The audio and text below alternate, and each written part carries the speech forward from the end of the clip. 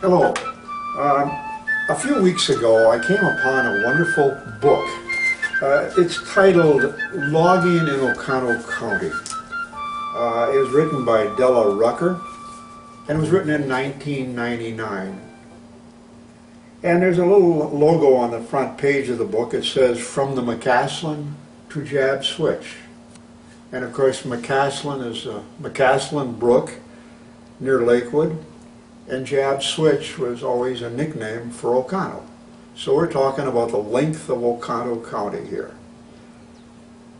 This is a story about logging in Oconto County and also a story about the Festigo fire and how those two tied together. Logging in Oconto County started in about 1830 and it lasted about a century. By about 1930 it was pretty well run out. They started the logging operation by cutting pine trees, white pine primarily, near water. White pine was a desirable tree, a desirable log. It made wonderful lumber for building barns, homes, and whatever. Now, there is a great deal of information available about the logging operation in Oconto County and the Festigo fire on the website. If you go to your computer, go to Google, just put in Couillardville Festigo fire.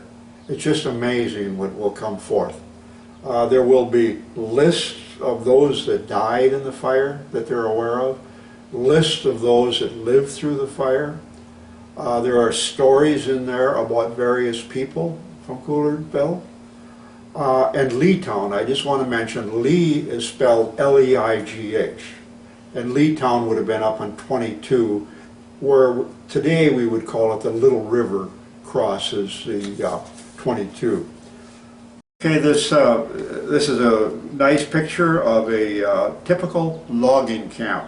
This was near Leona, I believe, and it was the Oconto Company, and my father is on the far right of it. It's a typical size logging camp. It looks like there are about 26, 28 loggers here. You can see the foreman and his wife, and probably a supervisor and wife probably are the cooks. To the right side of the logging camp is the sleeping area, bunkhouse. In the middle, where the snow is, that's where they would be hanging their axes and saws and so forth. And you'll see snow on the roof there, and that is called a dingle. And it just goes right through. And it's the dividing point of the bunkhouse, and on the left is the cookhouse. And there is a great logging camp at Lakewood that looks exactly like this. It's owned by the Lions Club. It's right at the golf course, and it's open every summer, most weekends, that you can get a good look. Now the second picture, the load of logs. My father is on the left on that load of logs. And to me it's just amazing that they could load a load of logs like that with such a small team of horses, and that they could pull it away. And what's holding that load of logs is simply chains, all chains. And if you go to the logging camp at Lakewood, they have a picture showing you how they would build up that load, and it is quite amazing. You hate to think of a link of that, any of those chains breaking. It could be a little bit of a mess. Obviously this is a load of hardwood logs, and they must be close to a sawmill, and they're going to haul them into a sawmill. Oh, the other thing of course is, how could just a small team of horses pull such a load? Well, they built pretty good roads, and what they'd go around is with a water tank and spill water in the ruts of the sleds. So that would freeze. So it was really slippery. They would slide along real well. And the horses had shoes on all 4 feet, so they didn't slip or slide. They were pretty secure. So a small team of horses could pull a huge load. The logging operations in Oconto County started by cutting pine trees near water. The pine tree was such a desirable type of wood, and it also floated, along with sometimes the hemlocks and some of the other spruce type of trees would float also, and basswood. They started cutting near the water because the cheapest, easiest way to move logs was on water. And sawmills would generally be built right along the Oconto River, the Peshtigo River, and the various small streams. They floated these logs to the sawmills, and it was quite a task. And they did this in such ingenious ways. They would cut a lot of logs in the winter, and they'd be piled by the edge of a stream, and then they would build a dam across the stream to have enough water to really move these logs down the stream. And they would release the water from that dam, and then down the stream they would go with these logs. And it had to be a dangerous and a difficult job to accomplish that. But they did accomplish it, and they accomplished it for many years. It didn't take too long, and you were starting to run out of nice pine trees to cut close to water, so they had to go further and further from the water. And as they did this, they were passing up hardwood trees. Now, the hardwood trees wouldn't float, so how to get them to the sawmill got to be a real problem. In time, the railroad came along. They came up with trains. They would cut the right-of-way through the woods and haul the logs to a water source or to the sawmill with the trains.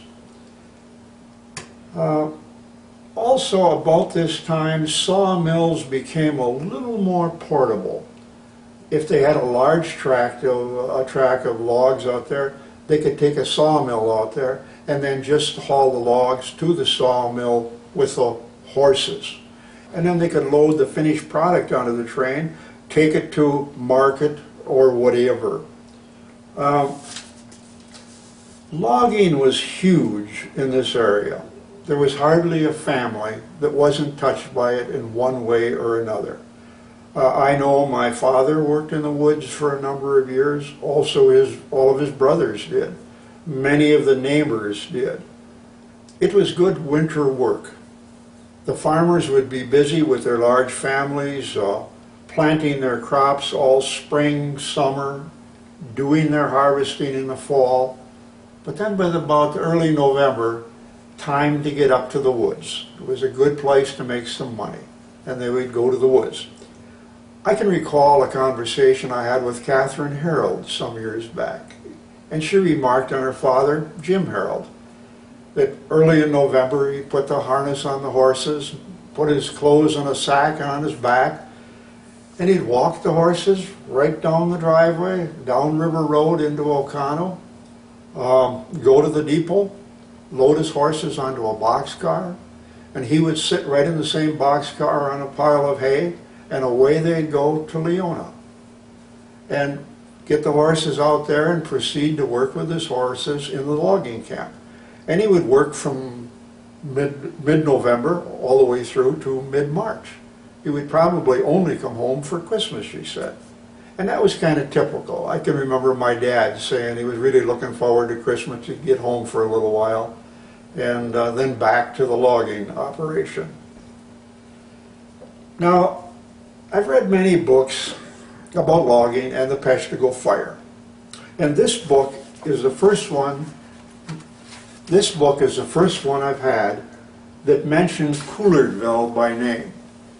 It's only one line, but it's going to be a significant little story, and it's going to tie in with a few other things. Another thing I want to mention was that Oconto County at that time was much larger than it is today.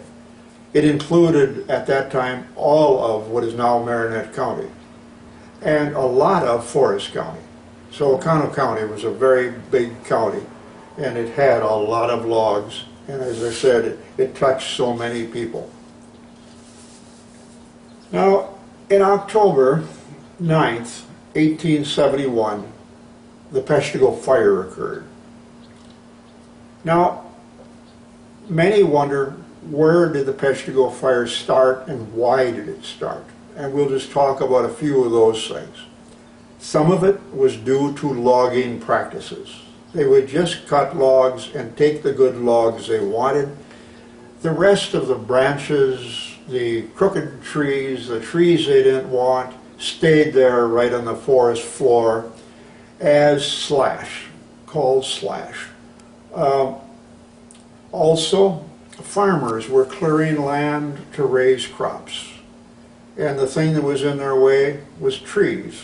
And they were cutting down trees and cutting the branches off. So the forest floor was just littered with this slash. And the third factor was railroads were coming in, and they were building more and more railroads to reach these logging sites and to reach these sawmills. And everything that was in their way was trees and slash. So what they were really doing is setting the table for a disastrous fire. There was slash all over, kindling wood all over. Now 1871, that's 141 years ago this fall, was a very hot and dry year. There wasn't any rain for weeks and weeks and weeks. And every community was being threatened with fires, because to get rid of this slash, it would be burned. The railroad people were doing it, the farmers were doing it, and the loggers were doing it. The smell of fire the smell of smoke was in the air all the time. It was a common complaint. Breathing was getting to be just a little bit of a problem. And the historians do agree as to where the Peshtigo fire started. It started at Mill Center, just west of Howard. And those that like to go to restaurants, this is where Kropp's restaurant is. Just about there is where the Peshtigo fire started. On October 9th, 1871, on a Sunday afternoon, late in the afternoon, out of the south and southwest came a roaring tornado of fire. And that is what they have called it ever since, a tornado of fire. And many weather experts say it never saw that tornado of fire again until 1944. And that was in Dresden, Germany. Now, Dresden, Germany was a manufacturing center for Hitler's Nazi Germany war machine. And the Allies bombed Dresden, Germany. They bombed it, and it became a tornado of fire. They bombed it so much. So that was the only time after that that they ever saw this tornado of fire. The fire began at Mill Center, and it went in a northeasterly direction towards Swamico. And that was about the first damage that was noted. At Swamico, a sawmill was burned, and some farms were burned, and some homes. Then it moved on to Little Swamico. That got hit pretty hard. Pensackie got hit good. It pretty much skipped Oconto though, but it went a little west there, and it hit Couillardville, dead center. Then it went on to Peshtigo, which got hit very hard, and it skipped over to Marinette. So that was a lot of damage, a lot of lives lost. And nowhere do we have an exact number of how many people died in the Peshtigo fire. In fact, it's very inexact. They talk of probably 1,500 to 2,500. It's an unknown. Well, anyway, after the fire passed Couillardville, as they said, it hit Peshtigo very hard, and that's why it's called the Peshtigo fire. And the reason for that, there were a lot more people at Peshtigo. Peshtigo had some industry, and they had a great river to drive logs down, and they had a lot of sawmills there. And they were building things from this wood and lumber.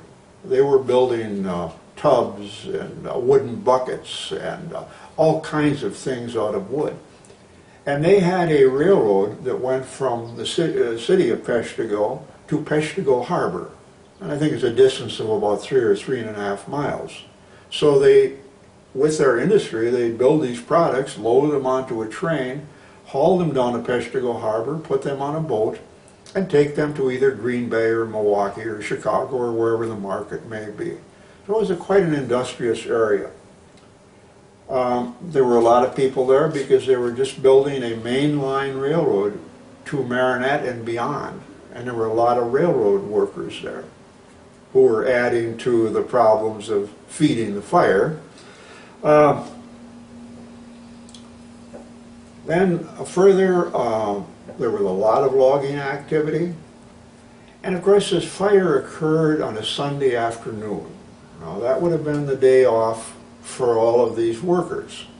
Now I'm sure these workers went to church on Sunday morning, but Sunday afternoon's recreation could have been possibly in a saloon. And they felt that there were a lot of loss of life because they weren't able to really think to get over to the Peshtigo River to save their lives. A lot of them died right in a boarding house, right in Peshtigo. Now I'm going to read that little bit in this book, this one page about Couillardville, and I think it tells quite a story.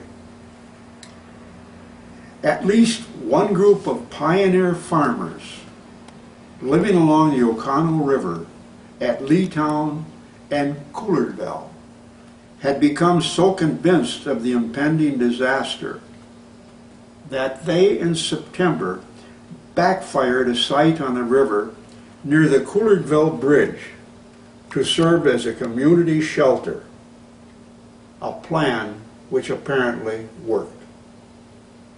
Well, I think that one sentence tells a story. Many times we've talked about it at the machine shed parties. What made Couillardville what it was? Was it the area? Was it the people? I think this tells us a lot of what some of the people were like that were there. They were pretty smart. They knew they had a problem with all of this slash on the ground. They knew that if a fire came along that was out of control, they would be in trouble. They were industrious, and they said, we can do something about this. And they got together a full month before and built backfires to get rid of this slash. Now that's the same technology we will witness when we watch our evening news and see the wildfires in Colorado or wherever. They're trying to remove the burnables in front of the fire.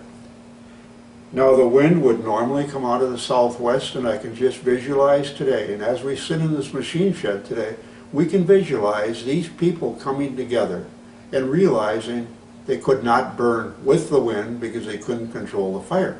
They had to backfire. They had to burn into the wind. So they would start right at the river, right at the Detage farm, at the McGee farm, at the Vito farm, picking up the slash close to the river, burning into the wind and getting rid of this materials and working right on to the Couillard farm and the Carey farm and the Jacquart farm and the Crawford farm. And it's really amazing that they would visualize that, had the ingenuity to do it, and did it. And hardly anybody else did that. So I thought that really tells a lot. And as we sit in this machine shed party today, how many of us would not have been here had those pioneer farmers not had the initiative to do that? Well, now as we sit here today enjoying machine shed party number 10 on August 25th, 2012, let us hope that we have many more of these parties that we can enjoy in the future. And it's been a pleasant time talking to you. I thank you. Goodbye.